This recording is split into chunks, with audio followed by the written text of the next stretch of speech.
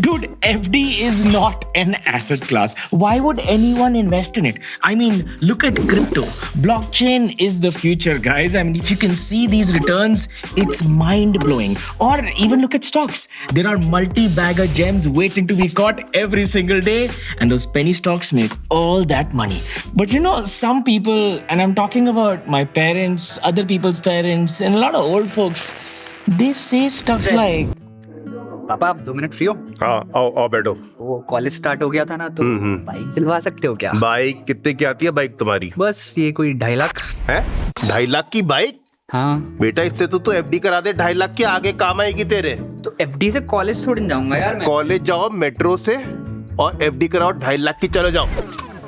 I don't know why parents keep saying FD kar lo, FD kar lo. I mean, there are better investments out there. Maybe they just don't understand it. So what we'll do this time, we'll look at the good and the bad of FDs, the risks, the rewards, and in true de-influencing style, we'll see whether it makes sense for us or not. But before we do that, hit that like, hit that subscribe, and let's get started.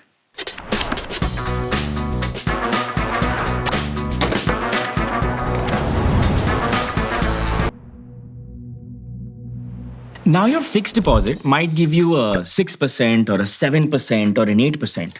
But where do all of these numbers come from? I mean, does the bank decide how much to give out?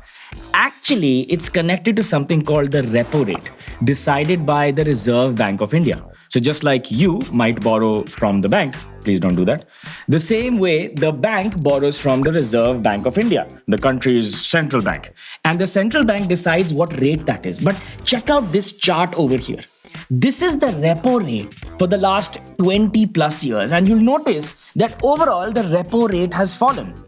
Quick thing over here, higher the repo rate, higher the interest rate you get on your fixed deposit. Lower the repo rate, the lower your interest rate on the fixed deposit. Now let's bring that chart back up again. Notice the last few years, the repo rate has gone up, which means right now, fixed deposits are giving a good return. So that doesn't make fixed deposits good or bad, it's just the cycle within it. But here's something cooler. Go back in time in the year 2000 and you'll see repo rates were really high. And that's when your parents were also growing up, learning to be adults, and saw fixed deposits are giving great returns. So it's not them. Back then, FDs were giving fantastic returns, which is why unke dimag mein chipak gaya hai that fixed deposits do give great returns. It's not them, it's just their memory. So in summary, point number 1 is this. In a rising interest rate environment, fixed deposits actually do pretty decently well. In a falling interest rate environment, fixed deposits don't do relatively well. There is a public meeting held by the RBI called the MPC meeting. This is where they announce an increase, decrease, or not change of the interest rates. And this gives you an idea of what the cycle will be. But don't make the mistake of actually investing in the long term, because long term is best, right? When you invest in an FD or any instrument, you have to look at long term. Actually, before making this video, I found this table here and I found something very interesting. You'll find interesting too. Look at 2 to 3 years interest rate. You're actually getting a decent return. Not bad. But now look at plus 5 years or somewhere beyond 3 years, the interest rate actually reduces. Weird, right? I guess equity and other investments are different, but with fixed deposits, 2 to 3 years is what seems ideal. So in summary, a fixed deposit is not like, say, a land purchase or a house purchase or like equity where you wait for 10 years. You actually want a shorter tenure. So 2 to 3 years seems more ideal than something longer than that. But the problem is PMC Bank. Remember that small bank in Maharashtra which actually went bust and all these guys were waiting outside waiting for their money and they didn't get any? So how can you trust a fixed deposit to actually put money in? What if the bank actually goes bust? Because it actually happened with PMC. While we were looking through this, we found out that the government, through this organization here, guarantees up to 5 lakh rupees per account per FD, which means up to 5 lakh rupees per bank, per person is insured. So if you have 5 lakh rupees in bank number 1 and 5 lakh rupees in bank number 2, each of them will be insured up to 5 lakh rupees by this organization, which is basically the government.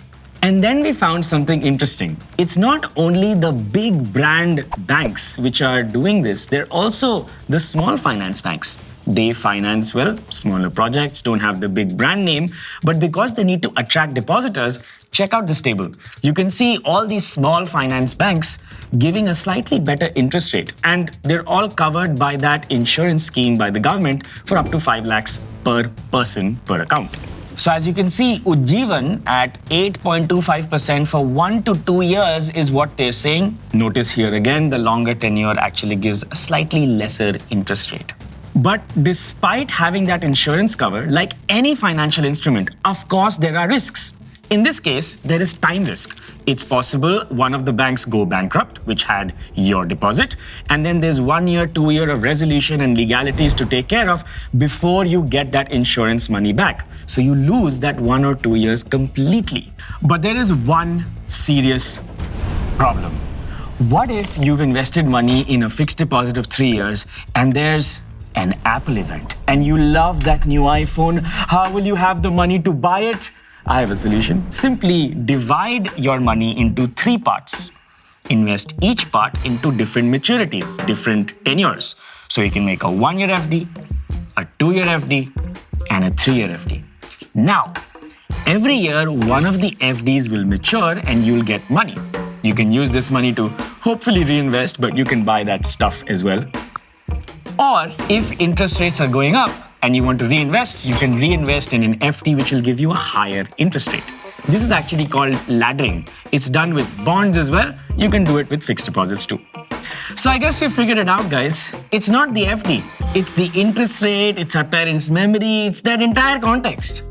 So I guess now we'll become millionaires. Sir, what about multi-bag stocks? अरे sir credit card भी. These are good topic ideas. How about we do this in the next episode, right? If you like this series, please put a like. Please say something nice in the comments if you liked it. And hit that subscribe button. See you in the next video. Pan करो ठीक है short short मिल गया short